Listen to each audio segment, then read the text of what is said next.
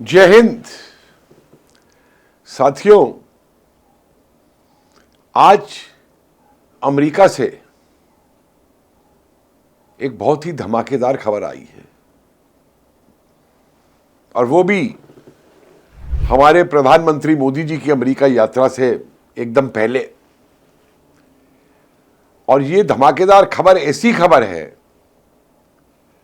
जिससे भारत में हमारे जो विरोधी दल के नेता हैं उनको शायद रात को नींद नहीं आएगी। ये खबर है कि ट्रंप ने FCPA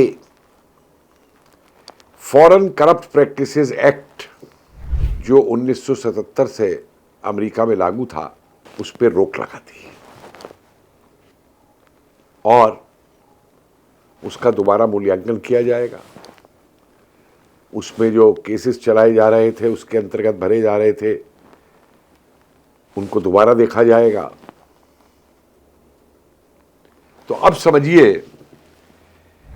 कि इस खबर का हमारे लिए क्या महत्व है और क्यों राहुल गांधी की नींद उड़ गई होगी इस खबर को सुन के। पिछले कुछ सालों से आप जानते हैं कि कोई सभा, कोई ऐसा प्लेटफॉर्म राहुल गांधी ने नहीं छोड़ा जहां पर कि वो अदानी अंबानी अदानी अंबानी अदानी अंबानी ना चिल्लाया। 10 साल हजारों स्पीचें दी, अदानी अंबानी का नाम तक नहीं लिया। मगर अब भैया देखिए, जब कोई डर जाता है तो उन्हीं लोगों का नाम लेता है जो सोचता है बचा पाए। इसीलिए नरेंद्र मोदी जी ने अपने 2 मित्रों का नाम ले लिया कि भैया मुझे आके बचाओ, इंडिया गठबंधन ने मुझे घेर लिया है, मैं हार रहा हूं, मुझे बचाओ, अदानी अंबानी जी मुझे बचाओ। इसीलिए नरेंद्र मोदी जी ने नाम लिया और बार बार बिना किसी सबूत के प्रधानमंत्री मोदी पे यह आरोप लगाए कि ये बड़े बड़े पूंजीपतियों को संरक्षण देते हैं, उनके भ्रष्टाचार को बचाते हैं, उनके ये दोस्त हैं। और ये अदानी अंबानी का राग जो है इन्होंने ऐसे गाया जैसे कोई छाती पीट पीट के स्यापा करता हो। मुझे बचाओ अदानी अंबानी जी मुझे बचाओ, मुझे बचाओ अदानी अंबानी जी मुझे बचाओ। और पहली नींद तो इनकी तभी उड़ गई थी जब उस हिंडनबर्ग रिसर्च कंपनी ने, जिसने के झूठे आरोप लगा के अदानी को फंसाया था और उस पर मुकदमा किया था और कोर्ट में ले गया था केस को, जब उसने अपनी दुकान बंद कर ली थी क्योंकि समझ के कि भाई अब ट्रंप आ गया है, अब इनकी ये साजिशें नहीं चलेंगी। और साजिशें क्यों? मत भूलिए कि ये सोरोस की कंपनी थी और सोरोस को बाइडेन ने सम्मानित किया था अमेरिका के अंदर। सोरोस के मैनेजर राहुल गांधी की यात्रा में आते थे, राहुल गांधी की अमेरिका की मीटिंग में आते थे। सोरोस के कई जो संगठन हैं जिनको पैसा देता है, उन संगठनों के साथ इनकी माताजी का भी संबंध। और पूरे भारत को नीचा दिखाने के लिए इनसे ये नहीं सहा गया कि भारत के उद्योगपति जो हैं वो आज विश्व के अंदर भी अपना जलवा दिखा रहे हैं। अरे उद्योगपति तो छोड़िए, इनसे भारतीय सेना का जलवा नहीं देखा जाता, जो ये बालकोट पे सबूत मांगते हैं, सर्जिकल स्ट्राइक पे सबूत मांगते हैं और खुद अपने काल में कसाब के आतंकी हमले का जवाब भी नहीं दे पाते। राफेल आके भारत को सशक्त करता है, वायुसेना को, तो इन्हें तकलीफ है। पहले उसके ऊपर राग अलापते रहे।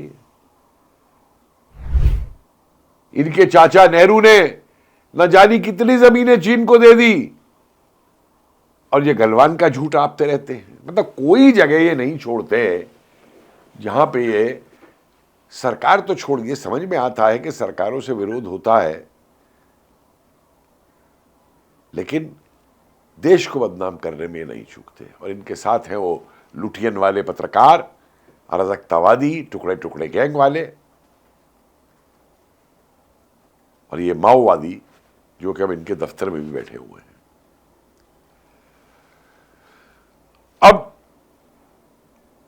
इस खबर का क्या प्रभाव होगा? आज ही देखिए, अदानी की जो कंपनियां हैं भारत के अंदर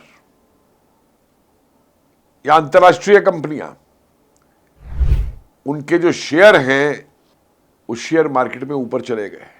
अदानी पावर का 4.17% ऊपर गया, अदानी एंटरप्राइजेस का 4.38% ऊपर गया, अदानी एनर्जी का 3.64% ऊपर गया, और तो और एनडीटीवी का भी 3.84% शेयर जो है मार्केट में वो ऊपर चला गया। तब तो इनको बड़ी तकलीफ होगी,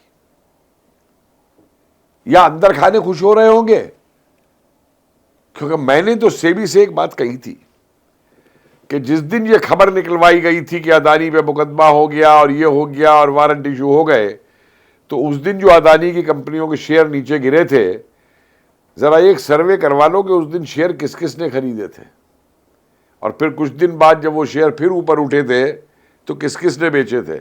तो कहीं ये इनका पैसा बनाने का धंधा तो नहीं है, क्योंकि ये तो कोई भी हरकत कर सकते हैं।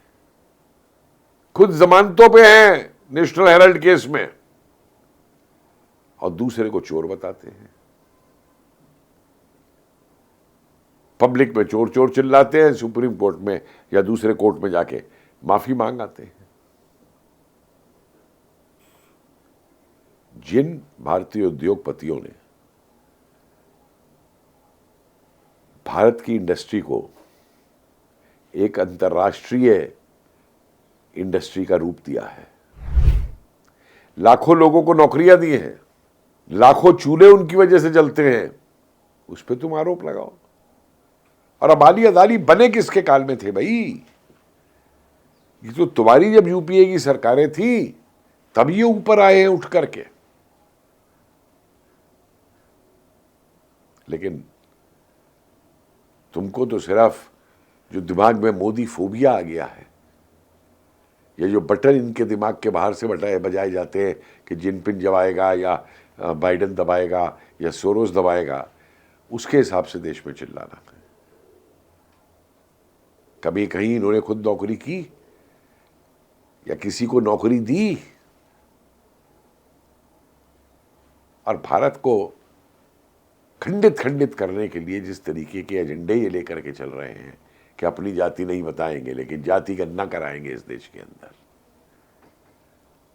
370 को वापस लाएंगे। आज इनकी नींद फिर उड़ गई होगी, सदमे में होंगे, कोप भवन में चले जाएंगे। और एक बात मैं बता दूं आपको, जो भी ट्रंप कर रहा है वो अपने देश के हितों को देख करके कर रहा है। अगर वो वहां पे डीप स्टेट खत्म कर रहा है, अगर वो इस प्रकार के एफसीपीए जैसे कानूनों के गलत उपयोग को खत्म कर रहा है,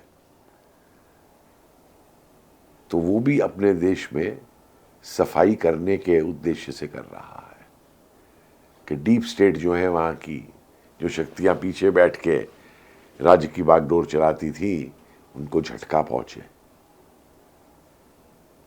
और एलन मस्क जैसे और एफबीआई के जो नए डायरेक्टर बने, ये लोग जो उसकी मदद कर रहे हैं, उससे तमाम शक्तियां जो हैं चाहे वो सोरस हो, चाहे बाइडन हो, चाहे ये रिपब्लिकन हो, और चाहे हमारे देश के अंदर ये उछलने वाले जो विरोधी नेता वो हों, इनकी नींदें उड़ गई हैं। तो पहले यूएस एड को रोकना ट्रंप द्वारा, जिनसे हमारे देश के जो ऐसे अराजकतावादी संगठन हैं उनको पैसा मिलता था, वो हमारे लिए फायदेमंद हुआ।